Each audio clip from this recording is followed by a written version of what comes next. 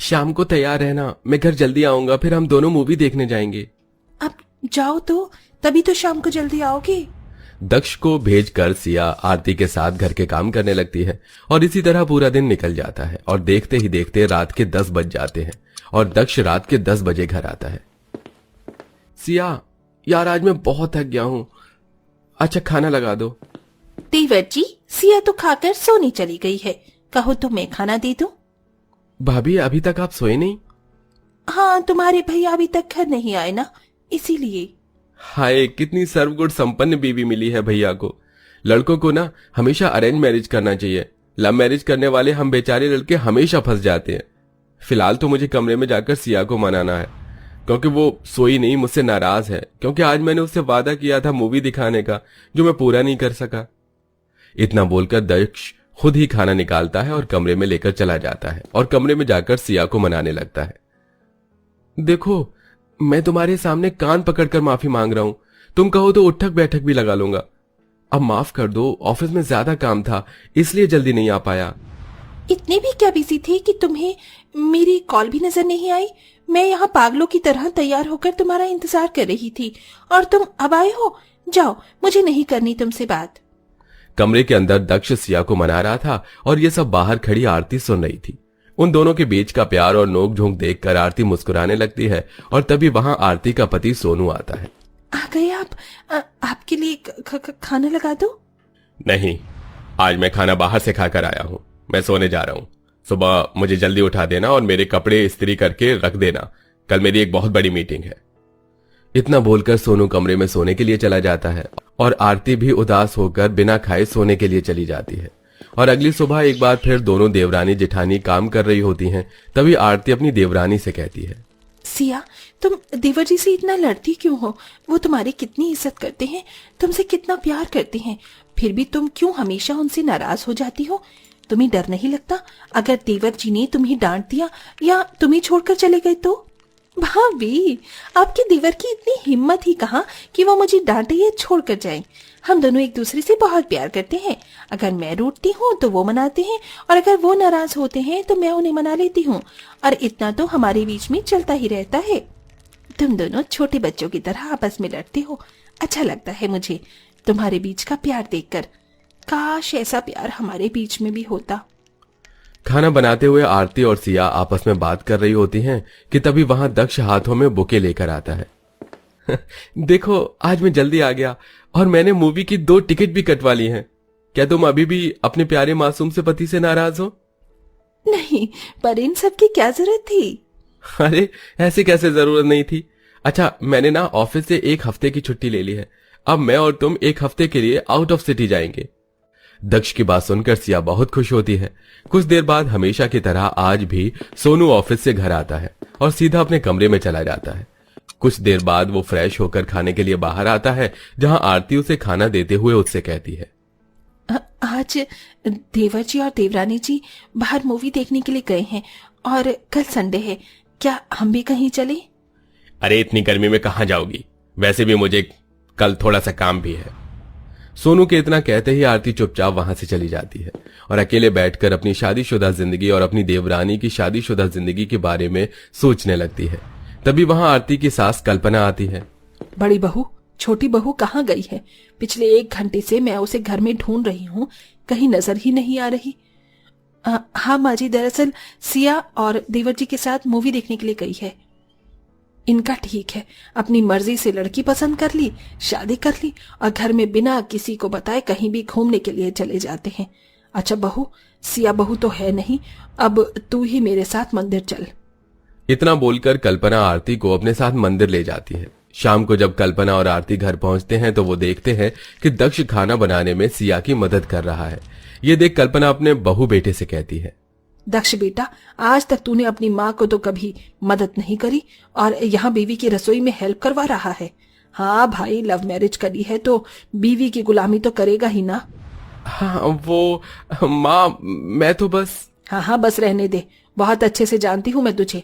बहू, मैं तो बहुत थक गई हूँ, मैं कमरे में आराम करने जा रही हूँ। इतना बोलकर कल्पना अपने कमरे में आराम करने के लिए चली जाती है और दक्ष भी अपनी माँ की बातें सुनकर वहां से चला जाता है। पर आरती ये सब देखकर उदास हो जाती है। क्या हुआ दीदी, आप कुछ उदास नजर आ रही हैं, सब ठीक तो है? सिया, हम दोनों की शादी एक साथ हुई थी, पर फिर भी तुम देवर जी के साथ कितनी खुश हो। देवर जी तुमसे कितना प्यार करते हैं, तुम्हें मनाने के लिए गुलाब लाते हैं, कान पकड़कर तुमसे माफी मांगते हैं, रसोई में तुम्हारी हेल्प करवाते हैं, तुम्हें मूवी दिखाने के लिए भी ले जाते हैं, और तुम्हारी जेठ जी कुछ नहीं करते, और ना ही मैं उनसे कुछ बोल पाती हूँ। तुम बताओ ना, मैं कैसे तुम्हारी जेठ जी के साथ तुम्हारी तरह और देवर जी की तरह घुल मिल कर रहूं, ताकि हम दोनों के बीच का प्यार भी तुम्हारी तरह मजबूत हो सके। दीदी, इसके लिए तो पहले आपको अपने पति को अपना दोस्त बनाना होगा, उसके बाद आपको अपने दिल की सारी बातें खुलकर उनसे करनी होगी, तभी वो आपकी फीलिंग्स को समझेंगे। एक बार बोलकर देखा था, पर उन्होंने साफ साफ मना कर दिया। मना किया तो आपको जिद करनी चाहिए थी। चलिए कोई बात नहीं, अब आपके रिश्ते को मैं सुधारूंगी। आरती और सिया आपस में बात कर ही रहे थे कि तभी वहां सोनू आता है। सोनू को देख सिया आरती के हाथ में पानी का गिलास देते हुए उससे कहती है, पानी का गिलास लेकर जाओ और उनसे कहो कि आज घर जल्दी कैसे आ गए।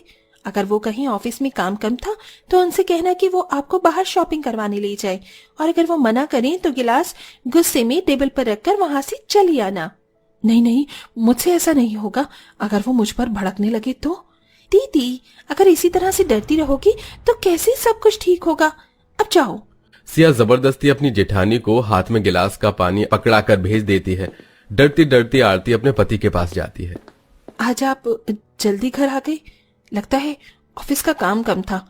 अब आप जल्दी आ ही गए हो तो क्या हम शॉपिंग करने चले? नहीं आरती, मैं बहुत थक गया हूँ, तुम माँ के साथ शॉपिंग करने के लिए चली जाना। सोनू की यह बात सुनकर आरती गुस्से में पानी का गिलास टेबल पर पटकते हुए वहां से चली जाती है। इसे क्या हो गया? आज से पहले तो इसने ऐसा कभी नहीं किया। जेठ जी, अब जेठानी जी भी तो इंसान है ना, उनका भी दिल करता है कि अपने पति के साथ कहीं बाहर जाएं, उनका पति उनके लिए कुछ करे। पर आप कितने अनरोमांटिक हैं, शायद यही वजह है कि जेठानी जी नाराज हो गई आज आपसे। ऐसा कुछ नहीं सिया, तुम्हारी जेठानी मुझसे कभी नाराज नहीं होती, वो थोड़ी देर में ठीक हो जाएगी। इतना बोलकर सोनू अपना लैपटॉप निकालकर काम करने लगता है। ये देखकर सिया अपने पति के पास जाती है और सारी बात दक्ष को बताती है और उससे कहती है, दक्ष, अब हमें जेठ जेठानी जी के बीच का रिश्ता मजबूत करना होगा। इसके लिए मुझे तुम्हारी मदद चाहिए। अब तुम जल्दी से अपने भाई के पास जाओ और उनसे कहो कि वो जेठानी जी को मनाए और उन्हें बाहर शॉपिंग करवाने के लिए ले जाए। अरे यार भैया बहुत खड़ूस है, वो नहीं मानेंगे। दक्ष की ये बात सुनकर सिया उसे घूरने लगती है, जिसके बाद दक्ष फौरन अपने भाई के पास जाता है और अपने भाई से कहता है, भैया मुझे लगता है भाभी आपसे नाराज हैं। मैं अभी उनसे बात करने के लिए गया तो उन्होंने भी मुझे डांट दिया। आप उन्हें मनाते क्यों नहीं हो? कहीं बाहर ले जाओ, क्या पता वो मान जाए। और आप दोनों तो हनीमून पर भी नहीं गए थे। हनीमून न सही, कम से कम अपने साथ एक बाइक राइड ही करवा दो। क्या सच में तुम्हारी भाभी बहुत ज्यादा नाराज हैं? अगर मैं ये सब करूंगा तो क्या वो सच में मान जाएगी? पता नहीं ये लड़कियां छोटी छोटी बात पर नाराज क्यों हो जाती हैं। भैया लड़कियों का काम ही होता है नाराज होना, और हम लड़कों का काम होता है उन्हें मनाना। आप जल्दी से जाओ और भाभी को मनाओ। जिंदगी में पहली बार इस निकम्मी ने कोई पते की बात करी है। बेटा, पति पत्नी का रिश्ता बहुत नाजुक होता है, इसमें दोनों को एक दूसरे का सहयोग करना होता है, और अगर तू इतना रूड रहेगा तो तुम्हारा रिश्ता मजबूत कैसे होगा। मैं भी तेरे पापा से ऐसे ही नाराज हुआ करती थी तो वो मुझे भी मनाते थे। सच माँ? हाँ बेटा, इसीलिए तुझे अपना समय बहू को भी देना चाहिए और तुझे उसकी खुशियों का ख्याल रखना चाहिए। आखिर वो अपना घर परिवार सब कुछ छोड़कर तेरे भरोसे ही तो आई है। सभी घर वालों के समझाने पर सोनू बाहर से एक केक लेकर आता है और अपने कमरे में जाकर आरती की आंखों पर पट्टी बांधता है और उसे बाहर लेकर आता है और उसकी आंखों की पट्टी हटाकर उसके हाथों से केक कटवाते हुए उससे कहता है, मुझे माफ कर दो, मुझसे जो भी गलतियां हुई अब मैं तुम्हें कभी भी नाराज होने का मौका नहीं दूंगा। तुम्हें मेरे साथ शॉपिंग पर जाना था ना, चलो आज हम दोनों कहीं बाहर चलते हैं। सोनू पूरे घर वालों के सामने आरती को मनाता है। ये देख आरती शर्मा जाती है, जिसके बाद वो दोनों पति पत्नी बाहर घूमने के लिए जाते हैं और इस तरह दक्ष और सिया अपने जेठ और जेठानी के अरेंज मैरिज में खुशियों का रंग भर देते हैं। वैसे दोस्तों, आपके हिसाब से अरेंज मैरिज लाइफ ज्यादा रोमांटिक होती है या फिर लव मैरिज? कमेंट में अपनी राय जरूर दीजिए।